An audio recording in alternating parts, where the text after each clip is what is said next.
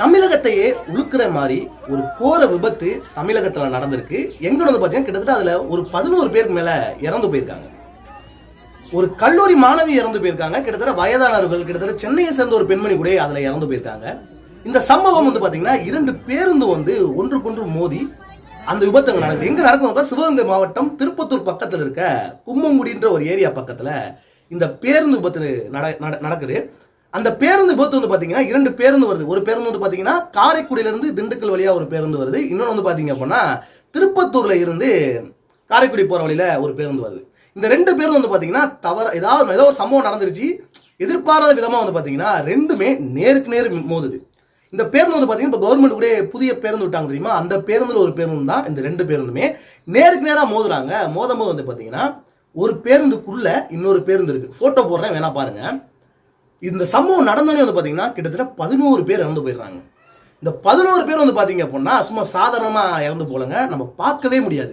இந்த பார்க்கும்போது நம்மளே ஐயோ என்னடா கண்ணீர் தண்ணியே வரும். அந்த அளவுக்கு அந்த விபத்து இருந்துச்சு. நான் நேராகவே போய் பார்த்தேன் அந்த விபத்தை. நம்மளால பார்க்க முடியல. இப்போனா நம்ம ஊர் பக்கத்துல தான் என்னடா இப்படி அந்த ஒரு பொண்ணெல்லாம் வந்து பாத்தீங்கன்னா அப்படியே அடிப்பட்டு ஜன்னல் ஓரத்துல ரத்தம் சிந்தி கிடக்கு, இறந்து போய் கிடக்குது. அந்த பெண்ணோட கணவன் பார்த்தா எந்த அளவுக்கு அந்த மனம் வலிக்கும் அப்படின்ற மாதிரி. இந்த விபத்துல யாரெல்லாம் இறந்து போயிருக்காங்கன்னு சொல்லி மொத்தமா பார்த்தா 11 பேரோய் நான் பேரையும் சொல்றேன், யாருன்னு தெரிஞ்சுக்கோங்க.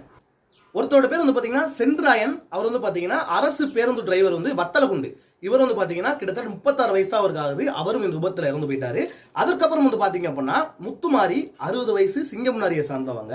அதற்கப்புறம் பாத்தீங்கன்னா கல்பனா 36 வயது காரைக்குடி, மல்லிகா 61 வயது அரியக்குடி, குணலட்சுமி தேவக்கோட்டை. இந்த குணலட்சுமின்றவங்க வந்து பாத்தீங்கன்னா ஒரு ஈழத்தமிழ பெண், அதாவது இலங்கை தமிழர்னு சொல்லுவாங்க தெரியுமா? அந்த பெண் தான் அந்த குணலட்சுமின்றவங்க. அவங்க வந்து பாத்தீங்கன்னா தற்சமயம் திருப்பத்தூருக்கு யாரோ ரிலேட்டிவ் வீட்டுக்கு போயிட்டு திருப்பி ஊருக்கு போகும்போது இந்த விபத்து நடந்துச்சுன்னு சொல்றாங்க நிறைய பேர். அதுக்கப்புறம் வந்து பாத்தீங்கன்னா செல்வம், இவர் வந்து பாத்தீங்கன்னா மேலூரை சேர்ந்தவர். தெய்வானை 58 வயசு. அதுக்கப்புறம் வந்து பாத்தீங்க அப்படின்னா முத்துலட்சுமி 49 மேலூர், வெற்றி செல்வி திண்டுக்கல், லாவண்யா சென்னை, டயானா 17 வயசு பெண்ணு டயான்றவங்க. அவங்க வந்து கல்லூரி மாணவி, அழகப்பா யூனிவர்சிட்டியில் படிக்கிறாங்க. அவங்க வந்து பார்த்தீங்க அப்படின்னா 1ஆம் ஆண்டு படிக்கிறாங்க. அந்த பொண்ணுக்கு வயசே கிட்டத்தட்ட 17 தான் ஆகுது. இந்த பொண்ணு வந்து பார்த்தீங்க அப்படின்னா இறந்து போயிருச்சு. ரொம்பவே சிதைஞ்சு போய் இறந்து போயிருக்கு. அந்த பொண்ணு யாருன்னே தெரியும். ஏன்னா பக்கத்து சரௌண்டிங் சிங்கம்னாரி காரைக்குடினா எல்லாருக்குமே தெரியும். இந்த பொண்ணு துவரங்குறிச்சில இருந்து இங்கே அழகப்பா யூனிவர்சிட்டியில் ஹாஸ்டலில் தங்கி படிச்சுட்டு இருக்கு. இந்த பொண்ணு யாருன்னு தெரியாம ரொம்ப நேரம் தேடினாங்க. தேடி லாஸ்ட்டாக அந்த வாட்ஸ்அப்பில் குழுவெல்லாம் பகிர்ந்து லாஸ்ட்டு இந்த பொண்ணோட உறவினருக்கு தெரியப்படுத்தி அதற்கப்புறம் வந்து இந்த பொண்ணோட பாடியை வாங்கிட்டு போனாங்க. ஒரு விஷயம் நல்லா கேட்டுங்க. இந்த விபத்து நடக்குது. விபத்து நடந்ததுக்கு அப்புறம் வந்து பாத்தீங்கன்னா இந்த தொகுதியோட எம்எல்ஏ அவர்கள் அங்கு செல்றாரு. சென்று வந்து பாத்தீங்க அப்படின்னா அவங்களுக்கு தேவையான விஷயங்கள், மருத்துவங்கள் போதாத ஒரு இடத்துல இருக்கிறாங்க அப்படின்றப்ப அந்த அமைச்சர் பெரிய கருப்பர் அவர்கள் வந்து நிறைய உதவி செஞ்சாங்க. முழுக்க அவர் அங்கதான் இருந்தாங்க.